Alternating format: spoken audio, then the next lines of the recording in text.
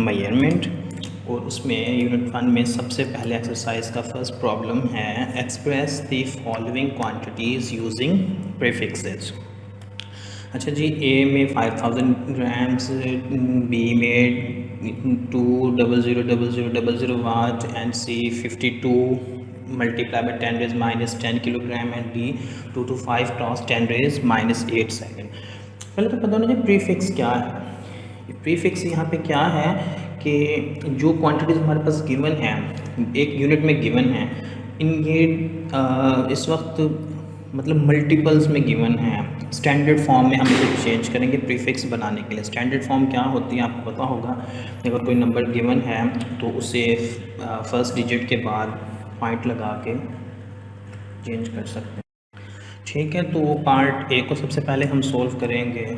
तो part A में आ जाता है जी 5000 ग्राम्स। अच्छा जी, 5000 ग्राम है, इसको हमने प्रीफिक्स के साथ लिखना है।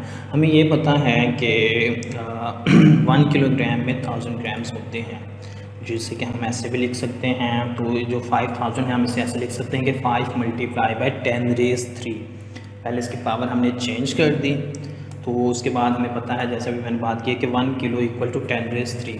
तो हम यहाँ पे 10 रेज की जगह पे किलो लगा देंगे, के यूज़ करेंगे जो कि एक प्रीफिक्स है, और ये आंसर बन जाएगा 5 किलोग्राम्स। ये बहुत ही अभी वाले जो हैं न्यूमेरिकल, ये तो सिंपल हैं, बहुत ही ज़्यादा सिंपल हैं, इसमें ज़्यादा कोई कॉम्प्लेक्स चीज़ें हैं नहीं, तो इसमें इशू ज़्यादा नहीं आएगा, ना ही आपको होगा। अगर कोई कंसर्न हो, कोई क्वेश्चन हो, तो आप लोग फिर भी पूछ सकते हैं। इसी तरह जो नेक्स्ट है 2000000 वाट, उसे हम इस तरह भी लिख सकते हैं कि 2 मल्टीप्लाई बाई 10 रेज 6 वाट, जबकि हमें पता है कि 1 m मेगा इक्वल टू होता है 10 रेज 6 के। तो यहाँ पे हम 10 रेज 6 को रिप्लेस कर देंगे m के साथ, तो आंसर बन जाएगा 2 मेगा वाट, जो कि एक प्रीफिक्सेस फॉर्म में आ चुका है। इसी तरह सी पार्ट है 52 क्रॉस 10 रेज माइनस 10 किलोग्राम्स।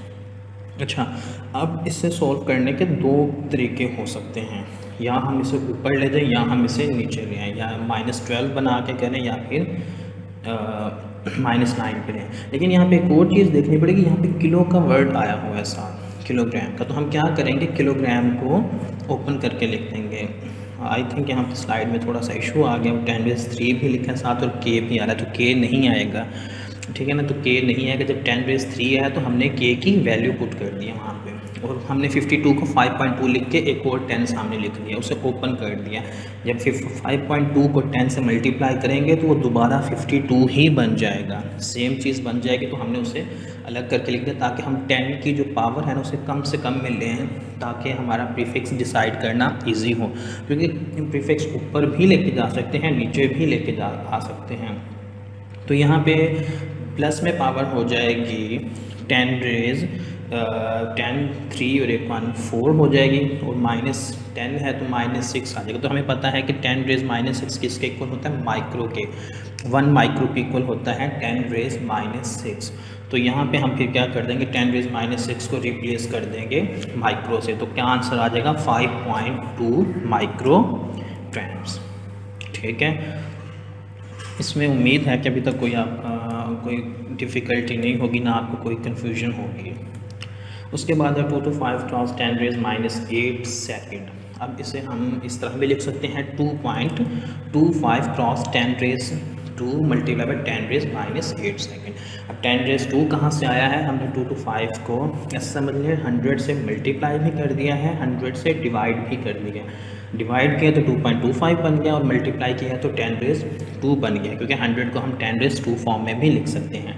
अच्छा, 10 रेज 2 प्लस में है, वो 10 रेज -8 नेगेटिव है, तो ये बन जाएगा 10 रेज -6।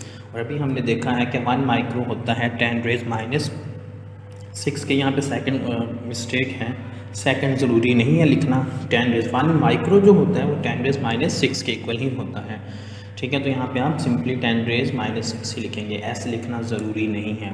तो आंसर क्या बन जाएगा 2.25 माइक्रो सेकेंड। ठीक है, मैंने स्पीड थोड़ी स्लो रखी हुई है ताकि आप अगर नोट करना चाहें साथ साथ तो तब भी कर सकते हैं, वरना आप वीडियो को पॉज करके तब भी चीज़ें नोट कर सकते हैं। इसके अलावा अगर आपको